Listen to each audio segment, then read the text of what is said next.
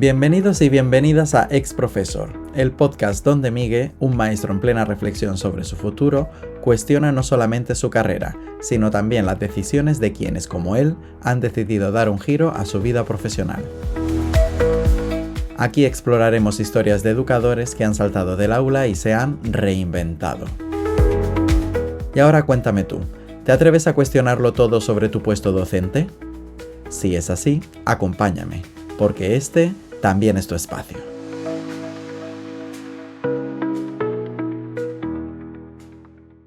Bienvenidos y bienvenidas al episodio número 35 de Ex Profesor. Nos acercamos ya al final de la segunda temporada de este podcast y no quería hacerlo sin ofrecer una nueva experiencia de vida de algún docente reinventado.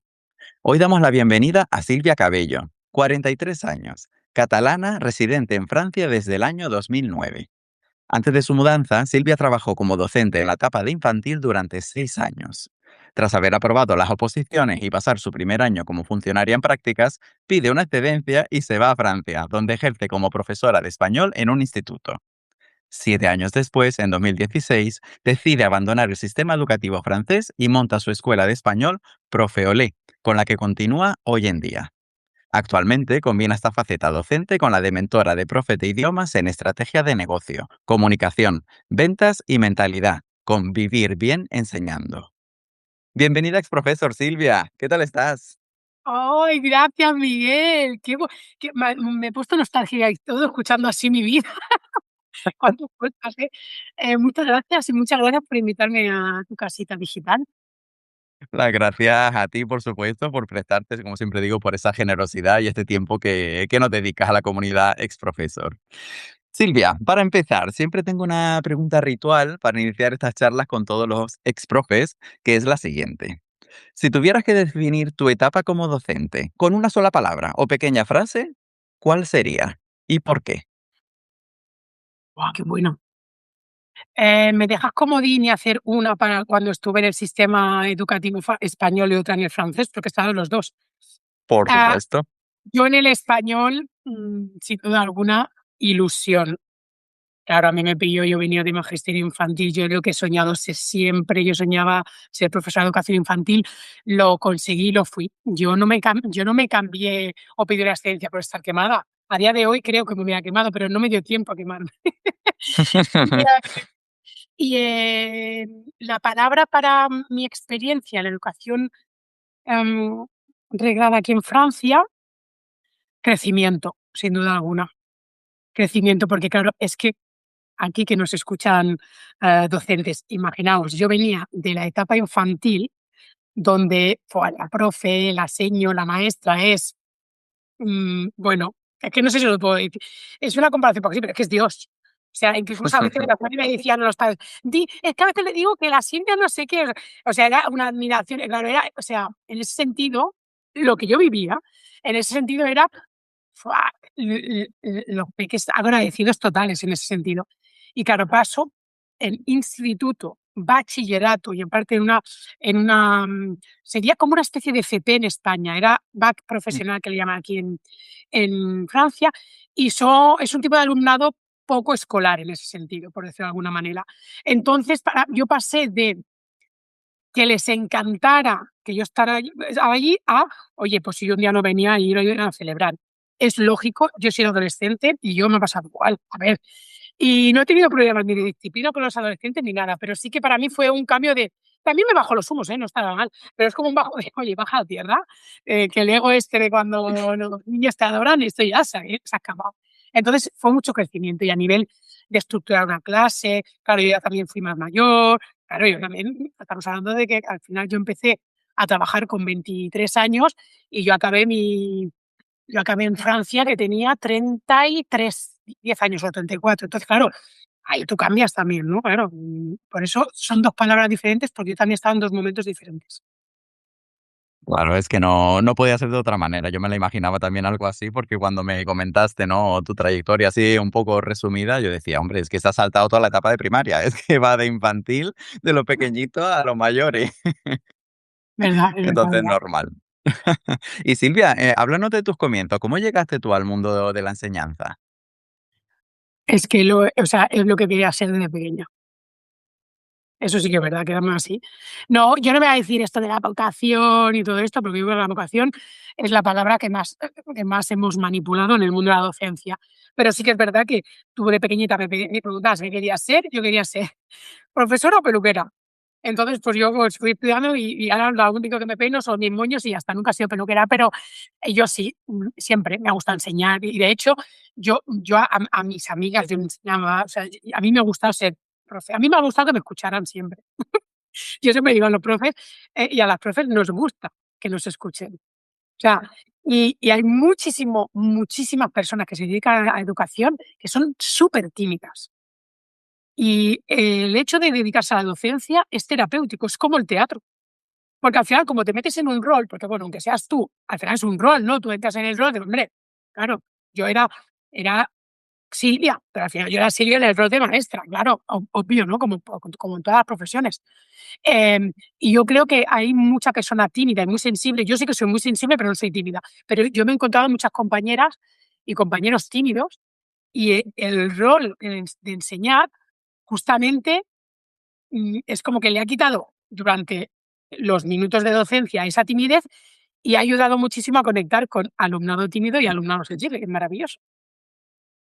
Desde luego que sí, no puedo estar más de acuerdo porque yo me considero una persona así. Bueno, ya no. Fíjate, yo creo que mi propia experiencia, ¿no? En el mundo de la docencia me ha hecho cambiar también ese aspecto. También es verdad que aprobé la oposición fuera de mi casa, de las Islas Canarias, aprobé en Andalucía. Y entonces yo siempre digo que mi vida de adulto, ¿no? Con 22 años empezó allí en Sevilla, teniendo yo que afrontar yo la vida en general, yo solo y por supuesto la vida laboral. Entonces ya fue como nacer otra persona en ese sentido, ya hablando de lo que tú me estás comentando ahora, de la parte esa de esa timidez y demás, asumes un rol en el que ya tú tienes que desenvolverte ante el mundo, ante esos, no solo niños y niñas, sino ante esos padres y madres también, ¿no? Compañeros de Sí, trabajo que tienen sí, 30 años más que tú, en fin, ¿qué te voy a contar que no, que no sepas? es verdad. Y Silvia, ¿qué era lo que más disfrutabas ya dentro del mundo de la docencia, ya ejerciendo, tanto en España como en Francia? ¿Qué era lo que más disfrutabas en el aula? Yo lo que he disfrutado mucho, y esto sí que ha sido tanto en España, yo concretamente estaba en Cataluña, tanto y estuve muy cerquita de mi casa, en varios coles, eh, tanto en España como en Francia, no sé si, mira, se alinearon los astros, tuve suerte o tuve cara, porque claro, esto al final, ¿no? He tenido muchísima libertad, para hacer lo que me diera la gana, entiéndase, dentro de, hombre, a ver. Pero yo, o sea, yo, dabas a mi clase y si estábamos o sea, bailando, dejando de bailar, si yo movía todas las sillas, si nos íbamos al patio, si yo una mañana los niños llegaban y había números por toda la clase, o sea, yo hacía y deshacía como me daba la gana. Nadie me dijo absolutamente nada. Sí que es verdad que cuando no pides permiso, cuando directamente haces, digo, bueno, si ves a pedir perdón, es como que más fácil, porque la gente no te dice que no. Y en Francia, que es un sistema totalmente diferente, encima, en Francia estuve durante los 7 años en los 2 mismos institutos, media jornada y media jornada, los 2 mismos. Pero digamos, maneras muy diferentes, ¿no? Y a nivel incluso administrativo diferente. Y sobre todo uno de ellos era como más tradicional. Tuve la libertad total siempre, pero lo mismo he dicho, yo nunca pedí permiso. Entonces, claro, si me hubieran dicho algo, digo: "Ah, yo es que pensaba que en mi clase yo", dent evidentemente, dentro de, claro, a ver, ni nada que Los fuera marcos, claro. respeto, ni problemas de seguridad, ni nada de eso. Pero yo llegar a estar en un instituto bastante clásico, y bastante convencional, donde en Francia, por ejemplo, es impepinable, el alumnado tiene que decir a su docente, a su tutor o tutora, madame, monsieur, lo que toque, ¿vale? Yo, aparte, yo llegué hablando con 26 años, no, o sea, incluso ahora que tengo 43, que me llamen madame o señora, me da una patadita donde me da, pero claro, digo, bueno, ya te toca, con 26 años, no. Entonces yo le dije, mira, vamos a hacer una cosa. Cuando la puerta se cierra, esto aquí es España. En España, yo personalmente, igual aquí hay gente que me dice, oye, pues yo sí. Yo jamás he hablado de señor y señora a ninguno de mis maestros y maestras, jamás. Ni cuando era pequeña, ni cuando estaba en el instituto, ni nada. Y no he sido maleducada, quiero decir, luego éramos educados y tal, pero no estaba en el señor o señora, estaban en muchas otras cosas. Y eso, por ejemplo, yo le decía, pero sobre todo, en clase a mí me llamáis Silvia. y a mí me tutea, es que les costaba horrores, o sea, que no podían, o sea, no llegaban a tutearme, no, o sea, les costaba mucho. Y me digo, pero sobre todo, cuando estemos en el pasillo, llamarme Madame Cabello, porque las que os puede caer es chica, como os escuche, os escuche, pero era como ese acuerdo guay que teníamos entre nosotros. Y he podido, de verdad, he podido hacer, y bueno, de hecho, en uno de los institutos, instituto católico, en uno de ellos, o medio católico, yo he llevado, cuando he hablado de la familia, parejas homosexuales, em, familias monoparentales, pues es que yo no quiero a nadie, o sea, eso, y bueno, ya me da igual, hace 15 años, pero que hace 15 años es una verdad. Y es ahí cuando te das cuenta que los que tenemos problemas somos los adultos. Porque ahí ni un adolescente se despeinó de lo que yo dije, ni se o sea, que decir, lo más normal debemos decir, es que es lo que hay, ¿no? Entonces digo, madre mía, digo, mira, si llega a los oídos de algún padre, alguna madre o directora, ya, digo, también decir, y nunca se llegó absolutamente nada, porque claro, yo no pido permiso para, yo tengo que llevar la cultura, tenía que llevar la cultura en la realidad, era uno de los pilares era las civilizaciones y cómo se vivía. Bueno, a mí nadie me puede decir que yo no estoy cumpliendo con lo que toca. Entonces, y es que he tenido, cuando digo que he tenido libertad total, o que yo me la he tomado, ha sido eso. Y para mí eso ha sido un disfrute, porque no soporto que me controlen. Sobre todo cuando no acepto las normas, acepto las reglas, es lo que hay. O sea, a nivel social tenemos es lógico, tiene que haber, pero cuando son cosas que yo no entiendo, o sea, que me cuesta. Entonces, salgo cuando me siento reprimida, me escapo. Y nunca me he sentido reprimida, ni en España ni en Francia. Eso sí que es verdad. Pues qué suerte, Silvia, porque vaya, has hablado de esa libertad y cierto es que yo lo he sentido en muchísimos de mis años, pero en algún año que otro tuve alguna compañera, por esto de trabajar en coordinación al ser un colegio a lo mejor grande, ¿no? De 3 líneas, es decir, tienes un primero A, primero B, primero C. Claro, si tú eres tutor de uno, tienes que ir en la línea de todo el mundo. Si todo el mundo usa libros, tú también lo tienes que usar. Y bueno, ahí mira, no me voy a meter ahora en el mundo libros o proyectos, bueno, ese es otro debate enorme, pero hasta el punto de que la compañera me controlara, pues claro, ella llevaba muchos años ya, si yo daba la circular de la excursión a las 11 de la mañana o a las 2 de la tarde, y eso es verídico, yo decía, mira, por favor, es que esto, ¿qué más da? No, es que los niños lo comentan en el patio y luego las madres dicen que ya lo sabían desde... Pero ¿y qué más da?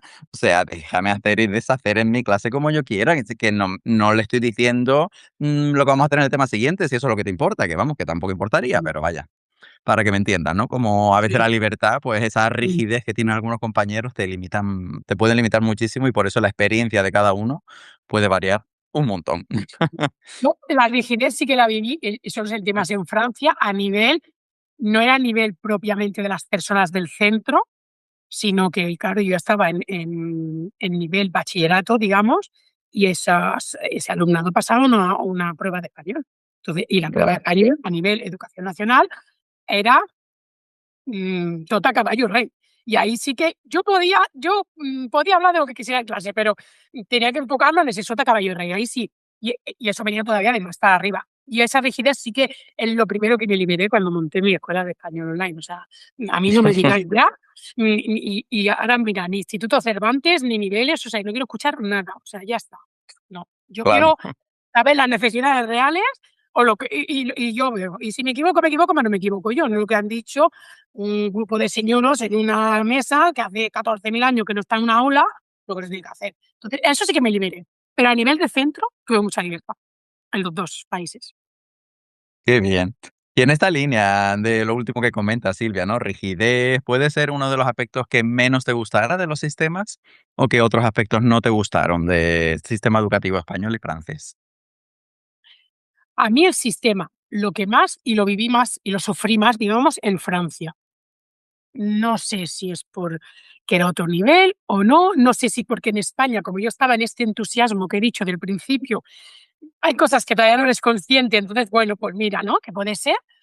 Em, y del sistema español, bueno, a mí lo que más sufrí en ese sentido, em, es que a ver cómo lo expreso, es ver, compañeras y compañeros, eh, y eso también en Francia, eh, todo el rato en un discurso, de queja constante. hacia cosas que, bueno, pues cada uno que se queje lo que quiere, tenemos libertad total para quejarnos, pero ante un contexto que puede ser más o menos complicado, y que lo es complicado, y que aprovecho para solidaridad a todos los docentes de España, que sí que están en un momento calentito, pero, o sea, el de quejarse absolutamente por todo, que la cafetera funciona, no funciona, la fotocopia funciona, no funciona, que hace calor, que hace frío, pero es que a mí eso me hace hiperventilar, o sea, es que no lo soporto. Entonces, sí que es verdad que dentro de un claustro, había un porcentaje bien de eso. Y no era cuestión, fíjate, ni de edad ni de género, porque es que había jóvenes y menos jóvenes, hombres, mujeres, voilà. Entonces, claro, y en Francia también. Y eso ahí ya me eso me costa eso sí que me costaba, en ese sentido. Y a nivel sistema, yo creo que es que también en España estuve en una buena época, fíjate lo que te voy a decir, porque, claro, es que yo no sé, en el 2009 fue el último año que yo ejercí en España.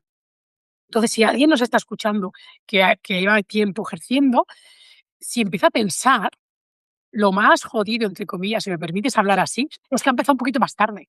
Sí que es verdad que siempre ha habido dificultades en el aula y todo, pero las realidades tan complejas que ahora hay en el aula, yo no las he vivido. Entonces, claro, yo también te estoy hablando, por eso me quiero contextualizar muy bien a nivel fechas y en el contexto que yo estaba, para que se entienda también lo que a mí me agobiaba más o menos. Porque no significa que no haya cosas que se tengan que quejar o que se merezcan dar visibilidad, pero había cosas, o sea, los ejemplos que he puesto, tal cual. Que si la cafetera, yo aquí no estoy para esto, Mari Carmen, porque eso me chupa a mí la energía. No era- eso no, y eso me pasó también en Francia. Ese tipo de personas en general, en el mundo laboral y en mi entorno personal, no les quiero. O sea, ya. No, eso es una elección que he tomado. Claro. ¿Cómo conecto contigo con eso? Porque en mis últimos años, yo creo que a lo mejor por el hecho de estar trabajándome yo a mí mismo también un poco, cuando ya sentía la necesidad de cambio y de cosas, una de las cosas que notaba era esa, ¿no? Todo el mundo se queja por lo que sea. Y el momento, patio del recreo, si uno está libre y te vas a la cafetería y lo único que escuchas a tu alrededor es quejas, es que me daba ganas de irme, de verdad, de decir, pero es mi tiempo de descanso y estoy aquí escuchando quejas y lo que acabas de decir tú, y es que no hace más que chupar la energía. O sea, esa negatividad, ese y esto no, y esto no, y esto no, y esto no, y es que ahí te das cuenta, ¿no? De que todo el mundo está, bueno, todo el mundo generalizo, pero me entiendes, está fatal dentro del mundo de la docencia. Y en el momento en el que ya lo puse en la mesa y dije, pues yo me voy de aquí. Empieza la gente como a decirte, uy, qué valiente, no sé cuánto. Digo, pero si es que estáis todos igual que yo. Lo único que, bueno, llámalo valiente, llámale honestidad, pero que aquí por una cosa o por otra estamos todos regulinchi. La diferencia para mí es que ya la queja a mí no me sirve para nada. Yo para qué me voy a quejar, yo tomo acción y ya veré si me equivoco y ya pues ya me planteo yo el camino que quiero seguir, pero estar por estar no. No, y lo que yo digo, porque hay que hacer la diferencia entre una situación verdaderamente compleja que lleva, como tú dices, al profesorado a una situación límite, que tú has tomado la decisión de irte, otra persona a lo mejor toma la decisión de hacer el cambio de dentro, otra persona, eso cada uno libre y aquí no está bajo juzgar.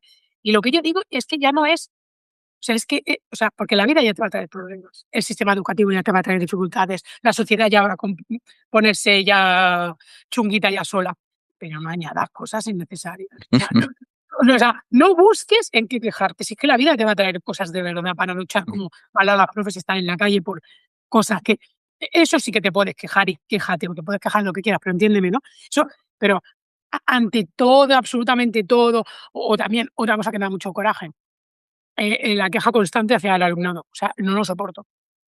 Una de las primeras cosas que tiene que tener un docente, le tiene que gustar el ser humano en general, el ser humano en general. El alumnado en la edad que esté, esos primogénitos de ese alumnado, porque claro, tienes que estar en contacto.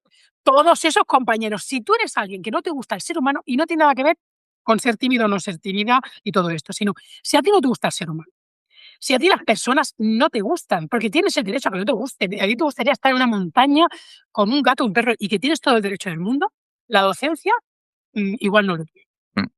Eso es lo primero. Entonces, a partir de esa base, si no te gusta la gente, O sea, ¿qué haces aquí? Claro, es que esto es una cosa que digo, no puede ser. O sea, si no te gusta la gente, no te gusta ayudar a las personas, porque es que la docencia es ayudar. Dice la gente, es enseñar. Si es que uno aprende solo. Es que es ayudar a que esa persona pueda aprender más o menos, coger no sé qué, vivir ese camino que le toca dentro del sistema y las limitaciones, obvio, de recursos económicos, porque aquí estamos con cosas muy metafóricas, que lo que hace falta en la educación es pasta, como en la sanidad. Ya está, tanta tontería, no es ni vocación, es dinero. Porque dinero es lo que soluciona las cosas, aunque no queramos reconocerlo. Que metan dinero en la educación, que metan dinero en la sanidad, pero lo que hace el rol del docente es acompañar. Entonces, si a ti no te apetece, o sea, a ti no te gusta, porque tienes el derecho a tener prioridades y gustos, el ser humano en general, no te dedicas a esto. O sea, tal cual. Ajá. Es que ni presencial ni online ni nada, porque aunque sea online, yo al final ahora mismo, actualmente, yo acompaño personas. Y si a mí las personas no me gustara, el contacto humano no me gustara, aunque fuera a través de una pantalla, pues anda que no habrá profesiones que no me hace falta esto. ¿Por Claro. qué tengo que autoimponerme yo y a la gente que está enfrente de mí esto, esta nube negra todo el día encima de mi cabeza, ¿no? Hablando como el libro de las emociones de los niños. Hombre, es que yo creo eso también, que hay que ser consciente también de lo que elegimos. Totalmente. Y es que creo que para eso lo que hace falta, por supuesto, es conocerse a uno mismo. Y eso yo también lo he contemplado en muchos compañeros, que creo que hay gente que no sabe quién es y por qué hace esto. Bueno, algunos sí, algunos te lo dice claro que estaba ahí por la estabilidad, ¿no? De tener un sueldo fijo a final de mes. Y oye, y lo escuché una vez de una señora que estaba a punto de jubilarse y dije, chapó, perfectamente lícito. Quiero decir, que me parezca a mí un horror o no, en cuanto a lo que los niños van a recibir, ya eso es otra cosa. Pero que ella tenía clara, su labor ahí, ¿no? ¿Por qué lo hacía? Misión. Bueno, pues ya está. Y yo Eh, tengo que decir una cosa, Miguel, hablando de este caso, si es una persona que está ahí porque las condiciones económicas, de horario, de vacaciones, le iban genial para tener la vida que ella luego quiere tener fuera, y tenía un nivel de responsabilidad y de conocimiento para hacer y ejercer bien ese trabajo, oye, ya está. ya está. Ya está. Ahora, otra cosa es que esto, y yo como ya aquí no me pueden echar, a no ser que mate a alguien, porque eso es otra, ¿vale? A no ser que mate a un niño, pero si no, no me echan, eso ya no lo veo bien. Pero si esa persona es responsable y tiene los niveles de experiencia y de conocimiento necesarios y hace su labor con consciencia, a mí me parece maravilloso. Pero aún nada que Mm. decir. O sea, por supuesto. O sea, es que, porque la gente, o sea, me parece muy bien. Si está siendo responsable, coherente. Ahora, es verdad que esos perfiles no siempre se dan lo que acabo de decir. Pero en el caso que se Ya. dé, maravilloso. Por supuesto que sí. Y hablando de esta estabilidad, Silvia, tu caso es único, o bueno, especial como pocos. Yo no había conocido a nadie que se hubiera sacado la plaza y tras su año de práctica coja y se pide una excedencia. ¿Qué significó para ti aprobar las oposiciones? ¿Pensabas quedarte allí toda la vida? ¿Te cogió por sorpresa esto de Francia? Cuéntanos cómo fue este momento. Así lo de Francia no estaba planeado y ahora lo explico. Eso sí que es verdad. O sea, yo no planeé, apruebo las OPOs y me voy a Francia. Si no digo, yo no Vale. hago las OPOs y ya está. Pero sí que es cierto que yo, ya te digo, que vine de magisterio y es como que salimos como, bueno, o yo estaba como formateada. Era obvio que yo había estudiado magisterio para sacar unas oposiciones y Nescafé, sobre todo para toda la vida. Era lo que me gustaba, condiciones ideales, ¿no? O sea, ¿cómo no lo vas a hacer? Entonces yo bueno, hice las OPOs. Fue un buen año de OPOs también para personas que tengan ya ahí una perspectiva con el tiempo. Y esto sabemos que las OPOs van mucho por comunidad autónoma. Claro, depende de las plazas que haya, eso sí. Yo estoy hablando de las OPOs de la Generalitat de Cataluña, veranito 2008, ¿vale?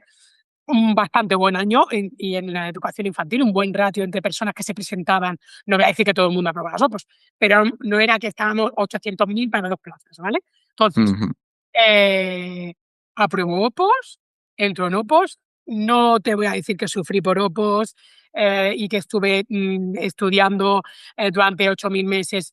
No hubiera podido ser opositor. O sea, a mí el rol de opositor y opositora, como yo escucho, bravo, yo no tengo esa disciplina, no puedo, tengo que ver un sentido mucho más claro que me den o sea, no, un estatus administrativo, por decirlo de alguna manera, no me vale para tener esa disciplina. Entonces, yo a las personas que hacen eso, o sea, os aplaudo, porque es lo que hace que la gente llegue lejos, la disciplina.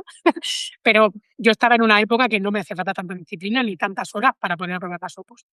Entonces las aprobé y la vida hizo que yo, justo preparándome las OPOs, las oposiciones, que claro, si yo quería ser profesora, pues que funcionario me parecía el planazo del siglo, claro. Y entre tanto, ese mes de marzo, en la oposición será en julio, resulta que la vida me pone pues a un francés en mi vida, así, en las fallas de Valencia, que yo soy de Barcelona y él de aquí de Francia, cosas de la vida. Y yo soy una persona que, bueno, por lo que venga, venga. Yo no pensé nada, o sea, nos vamos conociendo y tal y cual. Pero a mí ya ese año de práctica, aprobé las OPOs, y ese año de prácticas a mí ya se me hizo largo, porque yo ya no tenía ganas de estar ahí. O sea, yo ya quería estar en Francia. Y claro, ya yo sé que es muy lógico, pero a mí un trabajo no me hace quedarme en un sitio que yo no quiero estar, eso lo tengo súper clarísimo, ¿vale? Entonces yo ya iría a Francia con la idea, o sea, yo tenía la creencia total, Silvia, no te vas a quedar sin trabajo en tu vida. O sea, lo tengo súper para adentro yo esto metido, que es lo que me ha ayudado mucho en el emprendimiento. Dice, no vas a comer patatas hervidas porque no tengas dinero, me quiero referir, en tu vida. Porque si me tengo que adaptar, me tengo que mover, me tengo que no sé qué, lo haré. Y de hecho yo llegué a Francia, a una región, si alguien, en Bourg-en-Bresse, una región cerquita de Lyon, a una horita de Lyon, donde lo que es español y clases de español no es que sea súper en auge, que más al sur de Francia un poco más, pero sí que hay el rol de profe. Pues yo me pasé todo el verano, yo llegué en julio, yo me pasé todo el verano a que en aquella ciudad no quedara ni una persona que no supiera que había una profesora de español buscando un trabajo de profesora de español. Yo digo, mira, si yo tengo que abrir un restaurante, lo abriré. Pero quiero decir que yo voy a hacer de lo mío, porque yo no quería, en aquel momento, yo no quería ir y trabajar de otra cosa. Ujú. No por nada, porque yo sabía que si yo trabajaba otra cosa, tú te metes en una rueda, el cansancio, falta de tiempo, no sé qué, y al final te quedas ahí. Y a mí me gusta enseñar. Me gustaba y me gusta enseñar, me sigue gustando enseñar. Y digo, no, yo quiero enseñar. Y bueno, ya te digo, a los 2 meses estaba de asistente de idiomas que le llaman, eh, en la Cámara de Comercio dando cursos de español, y también en el ayuntamiento, una cosa que no tiene nada que ver con español, pero como yo ya hablaba el francés, pues también, con niños que hacían como la pasarela entre la escuela y el instituto. Me encontré con 3 trabajos, que yo ahora lo pienso y digo, porque yo tenía 26 años, no tenía niñas y tenía una energía para esto, pero si no estoy, yo ahora no lo puedo hacer. Me encontré con 3 trabajos. Y luego ya, eso fue un año escolar, y al año escolar siguiente ya era profesora, lo que te estoy diciendo, con las 2 plazas, y estuve allí el resto del tiempo. Pero yo lo tenía súper claro, que no, y lo sigo teniendo súper claro, no me voy o sea, a lo mejor no ejerceré lo que estoy ejerciendo, pero ya ejerceré otra cosa, lo que me toque, y es que la oportunidad no te tiene que venir, la vas a buscar.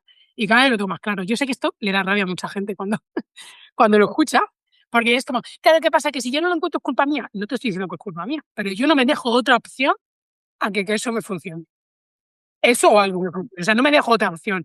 Y las personas cuando se dejan otra opción tienen un porcentaje más alto de que esa opción acabe plantándose delante o construyéndola.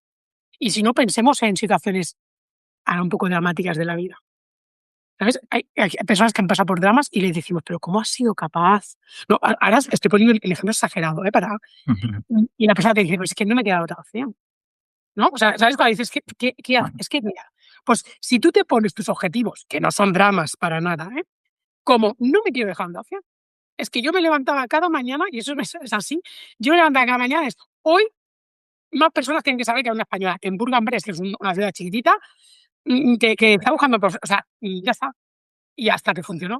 O sea, quiere decir que al final, claro, es incómodo, no te llevas noes, claro, es que eso sí, te llevas noes, no funciona a la primera, hay personas que te ignoran, claro, o sea, obvio, eso es así. Pero ¿y qué?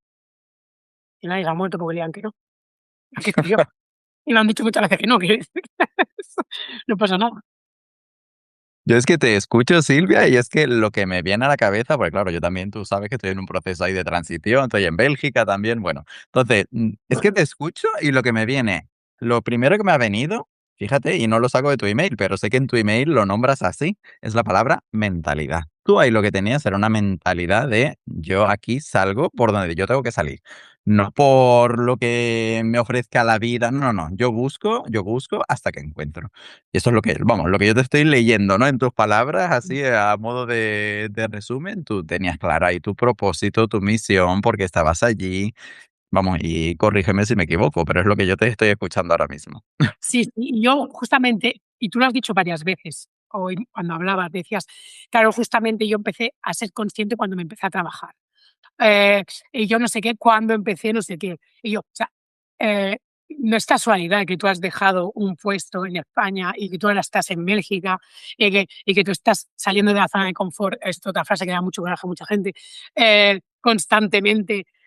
Ay, es que, y luego, claro, dentro de un tiempo, es que acá Miguel llega aquí como sonriendo, es que todo le sale bien, pues una leche que todo le sale bien, Miguel, solo sabes tú lo que los momentos de soledad y de sufrimiento y de madre mía dónde me he metido y de igual el Mercadona hay un sitio para mí. Claro, esos momentos solo lo sabes tú. Y se ve desde fuera. Y sí que es verdad que yo tengo, por naturaleza, eso es cierto, porque desde pequeña lo tengo una tendencia a ser optimista. Tengo los pies en la tierra, soy muy realista, pero optimista. Eso sí que es verdad que hay una parte que viene por mi carácter. Pero yo empecé todo ese proceso que tú dices de autoconocimiento, lo empecé justamente con, mi, con mis años de magisterio. Ya estudiando, magisterio, empecé yo mis pinitos con lecturas y cosas. Y yo voy a cada vez más, hasta que justamente cuando hice el salto de tener mm, no solo mi propia escuela, sino ayudar a otros profes, es ahí cuando ya me quise formar de manera oficial, con un título y tal y cual.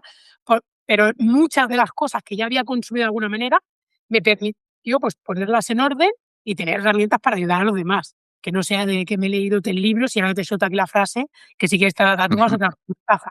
Es decir, bueno, porque al final tenemos una responsabilidad, ¿no? Cuando trabajamos con ciertos temas, pero sin duda alguna la vida es una cosa, tu contexto es una cosa, que evidentemente tiene una importancia muy grande, pero lo que pasa, lo que deja de pasar y cómo lo vives es totalmente como tú lo puedes percibir. Y yo hago la metáfora de la mentalidad con las gafas. La mentalidad es las gafas con las que veo el mundo. Y el mundo puede ser maravilloso, puede ser una mierda, porque es cierto, no vamos a decir, todo pasa por algo y al lado bueno, no es mentira. Cuando te viene un drama, una enfermedad, una muerte, qué bueno. O sea, no, yo no te estoy diciendo, o sea, pero dentro de esos momentos hay maneras y maneras de vivirlo. Y cuando la vida nos pone un verdadero drama delante, el que yo haya dejado una plaza en España y me haya ido a otro sitio, pero si es que es de risa. O sea, ahora pensa, o sea, ante un problemón, alguien que haya tenido un verdadero problemón, un dramón en su vida, lo que yo estoy diciendo, eres tonta, oye, ¿esto es un problema? O sea, ahora, si lo pones a pensar, ¿esto es un problema? Eso no es un problema. Quiero decir que al final es eso también. No quiero idealizar, ¿eh? Yo ya he dicho, cuando hay problemas económicos, por eso he dicho que lo que hace falta a la sanidad y a la educación es pasta, cuando hay problemas económicos y cuando no se llega a fin de mes porque no tienes ni para el alquiler, no es una cuestión de actitud, ¿vale? O sea, que no se me malinterprete, obvio. Pero que pongamos las circunstancias de la vida en el nivel que toca. Desde luego que sí, ¿eh? O sea, aquí hablamos, por supuesto, de perspectiva, ¿no? De relativizar como viene que hacer, pero esa perspectiva, ¿no? Para saber situarnos en el día de hoy, dónde estamos y sobre todo para saber dónde queremos estar después también, teniendo en cuenta las circunstancias que tengamos, por supuesto. Y Y muy Silvia, importante. Nada, Miguel, que perdón, sabes dime. que hemos hablado de mentalidad, pero igual la palabra Sí, mentalidad como que empieza a estar muy trallada, pues da un poco de rabia a lo mejor. Pero, y esto para hacer, o sea, tener más confianza en nosotras y en nosotros. confianza. Sí. O sea, seguridad en lo que hacemos, en lo que somos, en lo que merecemos. Eh, eso es que es lo que mueve todo. O sea, la palabra mentalidad y todo esto suena mucho a coaching y tal, pues vale, pues nada, pero confiar, o sea, es que no, o sea, si yo confío en mí y yo me quiero, es que yo no merezco menos, joder. O sea, es que es desde ahí, desde, jolín, Claro. cabe, claro, desde ahí. Mm, Perdón. Pues nada, sé que además me viene perfecto has hecho tú casi la transición, ¿no? Porque esta confianza, por supuesto que es necesaria para lo que vamos a hablar ahora, que es que tú pasas unos añitos allí en Francia, en los institutos, como bien cuentas, y de repente te planteas montártelo por tu cuenta. ¿Cómo surge esta idea de crear algo propio? Pues mira, va a surgir, de la misma manera que surgió lo primero, sin pensarlo. En el verano 2016, Es- ¿sí? Nos teníamos que mudar por cuestiones laborales de mi pareja. Nos teníamos que mudar, nos mudábamos, ¿no? Habíamos decidido que nos mudábamos. Y bastante lejos, a 6, o sea, que a la otra punta de Francia, a 6 horas de Francia, tal y cual. Yo tenía la opción perfectamente de buscar otro puesto de profesora de español. Sé que había en aquel momento, más a más. Nos acercábamos más a la frontera, y no, es que había además.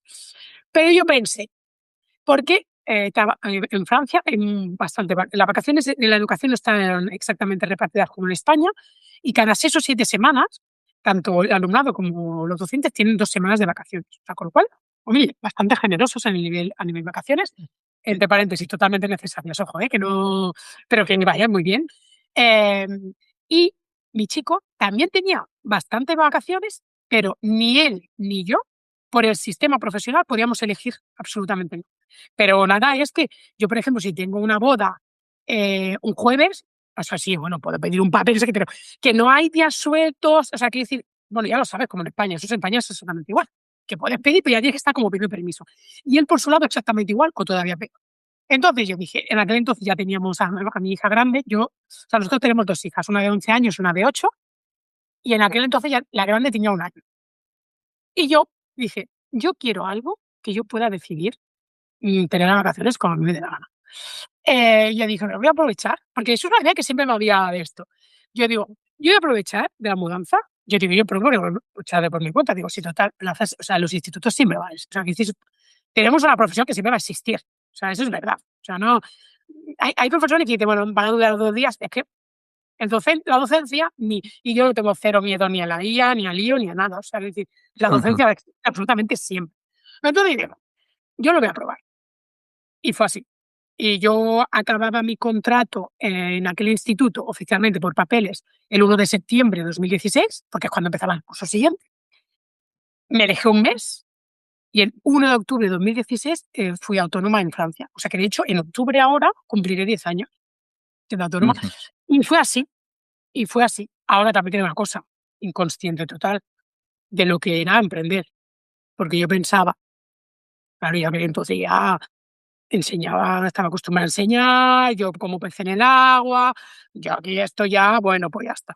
Pues claro, sí, enseñar es enseñar, pero tener un negocio, ni idea. Darme a conocer, ni idea. Yo pensaba que iba a ser así y me iban llegando clientes. Y ahí empezó todo un proceso, pues otra hostia para Lego. ¿Sabes? La de pasar de la educación infantil a la adolescencia fue una, y la de ya sabes, ya dominas, entre comillas, tu profesión, aunque nuestra profesión, como muchas, nos tenemos que formar constantemente. Ahora es, chica, que aquí empiezas a la casilla número 1. O sea, que tú profe eres, pero el resto no tienen ni idea, así que aprender. Pero me gustan los retos. Por eso estoy aquí en Y la vida, que, claro. oye, y Silvia, es que lo cuentas ahí en tono de humor y me encanta y me río muchísimo, pero qué duro es también esto de volver a la casilla número 0, a la casilla número 1 y decir, pues aquí tengo que otra vez empezar. Oye, que yo tengo ahí la doble vertiente, ¿eh? Por un lado, yo soy de los que también soy muy optimista, entonces empiezo un nuevo camino siempre con ilusión. Y digo, pues mira, es que aquí me he desviado del camino, pero es que afronto con ilusión lo que venga, no sé lo que va a venir, pero lo afronto con ilusión. Pero por otro lado, cuando uno se para, o en estos días a lo mejor que tiene uno un poco más duro, a veces por lo que sea, dices tú, pero qué necesidad tengo yo de empezar de cero otra vez cuando yo ya estaba en la casilla número 28.000 del otro camino. Ahí yo tengo que decir que es que me gusta un poco, no nos vayamos a engañar. Pero yo siempre sí, porque te voy a decir que no, porque sí, me gusta. Pero yo siempre pienso una cosa, has dicho algo, una verdad como una catedral, sin saber qué va a pasar. Eso está clarísimo, sin saber lo que va a pasar, eso es lo primero. O sea, aquí yo, mi amiga de incertidumbre, yo la llevo de compañera a mi lado y a veces pues nos hablamos y esto es así, ¿vale? Que no significa inestabilidad, porque, hombre, en principio cuando tú ya llevas ya sabes, ¿no?, lo que va a pasar, tú te vas adelantando, tú vas aprendiendo. Pero sí que es verdad que, bueno, o sea, hay una incertidumbre que a lo mejor no hay en otros contextos. Pero, yo al final siempre pienso que, siempre me hago la pregunta esta de, ¿qué es lo peor que puede pasar? O sea, a mí, ¿qué es lo peor que me pudo pasar en aquel que no me funcionara. ¿Y qué es que no me funcione? Porque pensaba yo que iba a tener 14.000 clientes esperándome para aprender español cuando llegara. ¿Qué es lo peor que me puede pasar? ¿Es que yo no voy a poder volver atrás? ¿Es que estoy matando a alguien por el camino que va a poder resucitar? A ti, ¿qué es lo peor que te puede pasar? Que dejes España y estés probando en Bélgica. Pues si estás haciendo un máster de crecimiento, no sabemos todavía de qué, pero en algo, ¿qué es lo peor que te puede pasar? Si es que tú vayas a España donde vayas, con el espabile que me llevas encima, porque lo has ido a buscar al final, ¿no? Sí, al final. ¿qué? Y es desde ahí, desde no tengo ni idea lo que me va a pasar, pero ¿qué me puede pasar que no pueda yo reaccionar para tener un mínimo de poder decisivo en lo que me pase en la vida? Lo único que no podemos decidir que nos pasa en la vida son los dramas gordos. Y eso los tienes igual. ¿Te arriesgues o no te arriesgues? Claro, si mañana nos pasa un accidente o una enfermedad, ¿eso qué tiene que ver con que nos hayamos arriesgado o no? Bueno, a no ser que sea alguna deporte de aventura, porque decir, siempre pienso, ¿qué es lo peor que me puede pasar? Que la gente diga que fracasa, pues es que el que ha fracasado es que se ha quedado con las ganas toda la vida. Si es que ya esto, yo, no te quedes, yo ya no tengo esa edad, ni para quedarnos ni con las dudas ni con las ganas. Hombre, respetémonos, no hagan, ¿sabes? Con sentido común todo esto, pero ¿qué es lo peor? Que me sean con el dedo, que mira qué ridículo hice, pues tampoco me muevo de para hacer ridículo. Ya está. Mientras Yo tanto, creo, Silvia, que has dado en el clavo, al menos para mí fue esa misma pregunta la que me hice yo hace aproximadamente un año, no sé si fue en mayo, que yo ya tenía decidido, ¿no? Todo este cambio y todo esto, y todavía estaba en la escuela allí en Madrid, pero sí que me recuerdo que yo en mayo, cuando ya empezaba el buen tiempo y demás, echaba a andar hasta el colegio y me echaba una hora allí en Madrid. Y con el fresquito de la mañana me acuerdo que un día iba pensando en eso, en lo peor, lo peor, lo peor, lo peor, y me puse de verdad en lo peor, peorísimo. Quiero decir, que llego a Bélgica, que no encuentro trabajo, que se me acaban los ahorros, que mi chico me deja, que no tengo dónde dormir, que no sé qué, y pensé, lo peor, peor, peor, peor es volver a casa de mis padres a Las Palmas, al lado de la playa. Digo, escúchame, pues no se llora tan mal en la playa, ¿sabes lo que te digo? O sea, hay que llorar, que lloremos entre palmeras, joder.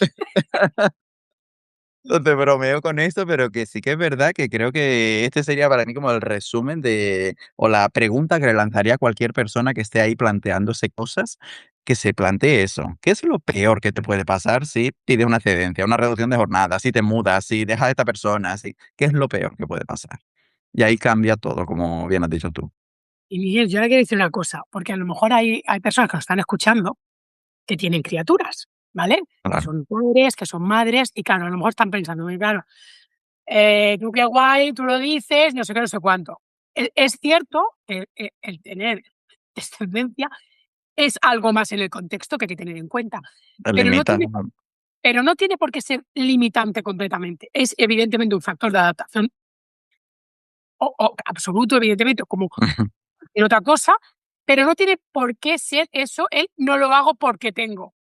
Porque yo me he encontrado personas que dicen, no lo hago porque tengo una hija, y he encontrado también personas que dicen, justamente porque tengo una hija lo hago. O sea, quiere decir que la misma situación, o sea, sin ponerse en riesgo económico, o sea, estamos otra vez en el sentido común, pero para que, para que lo sepáis, yo emprendí con una niña de 1 año, me quedé embarazada de la segunda a los 6 meses de emprender, ¿vale?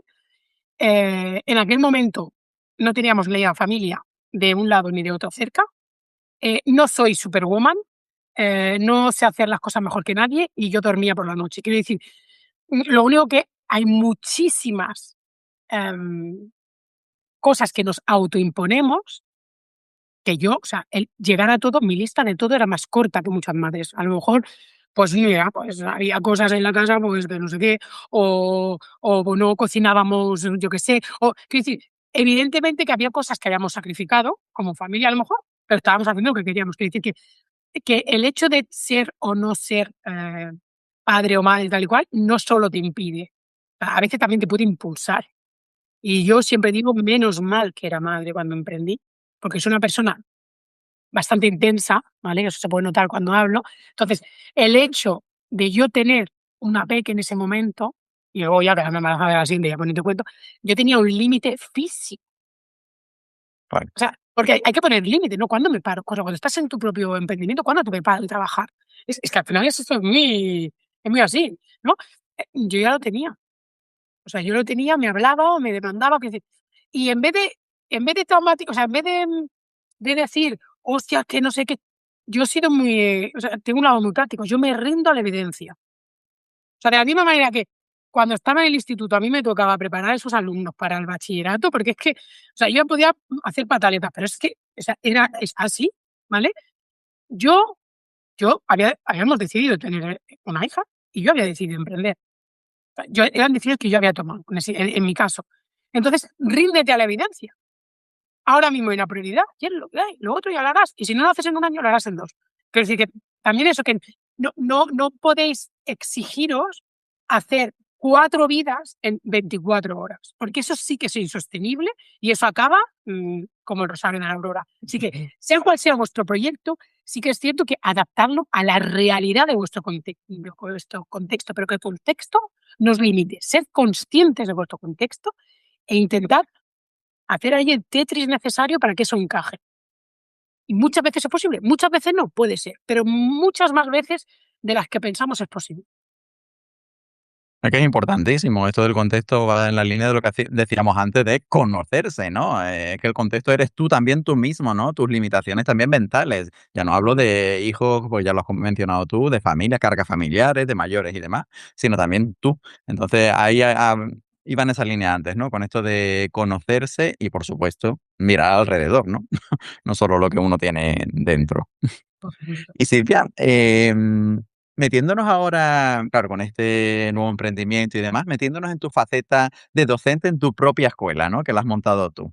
Lo primero que me gustaría es que nos hable un poco de ella, ¿no? ¿En qué consiste Profeole? ¿Es presencial, es en línea? ¿Qué es lo que ofrece? Estoy seguro de que así ya aportarás algunas ideas de inspiración a algunos docentes. Mira, pues Profe Olé es online, ¿vale? Y fue online desde el principio. Y Profe Olé, si lo tengo así que resumir, ha sido la materialización de todo, de mis gustazos, o sea, es un regalo que yo me he hecho como docente. Y hasta aquí esta primera parte de la conversación con Silvia. Hoy hemos hablado de muchas cosas, pero si tuviera que quedarme con algunas ideas, me quedaría con las siguientes. Conseguir una plaza no garantiza necesariamente la felicidad profesional. Dímelo a mí. Que a veces no estamos cansados de enseñar, sino del contexto en el que enseñamos, y que las decisiones importantes rara vez vienen acompañadas de certezas. Ya sabes que nos ha hablado de su compi la incertidumbre. También hemos hablado de mentalidad, de asumir responsabilidad sobre nuestras decisiones, de dejar de buscar excusas y de atrevernos a preguntarnos algo que puede llegar a hacerte ese clic en esto que llevas tanto tiempo pensando. ¿Qué es lo peor que podría pasar? Y precisamente ahí es donde vamos a continuar en la segunda parte. Porque si en este episodio hemos conocido la historia de la Silvia docente, la Silvia que dejó una plaza y la que se mudó a otro país y decidió construir una vida diferente, en la segunda parte vamos a profundizar en cómo ha conseguido convertir esa decisión en un proyecto sostenible del que sigue viviendo 10 años después. Hablaremos de Profeole, de cómo diseñó una escuela de idiomas a su medida, de qué significa realmente vivir bien enseñando, de dinero, de emprendimiento docente, de su labor como mentora de profes de idiomas, de crear comunidad y de algunas creencias que muchos profesores arrastramos sin siquiera ser conscientes de ello. Y ya les adelanto que Silvia no tiene pelos en la lengua. Habla alto y claro. Así que si alguna vez te has planteado crear algo propio, o trabajar por tu cuenta, o simplemente explorar otras formas de ejercer la docencia, creo que la segunda parte de esta conversación te va a dar mucho que pensar. No te la pierdas, en una semana, en tu plataforma de podcast favorita.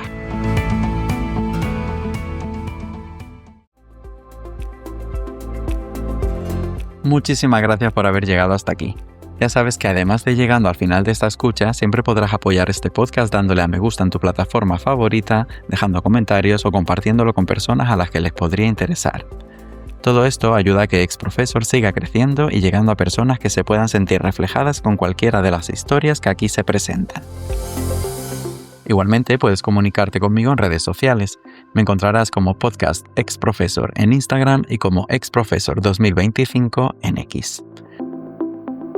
Nos vemos y escuchamos en el siguiente episodio. Hasta entonces, que tengas un muy bonito día.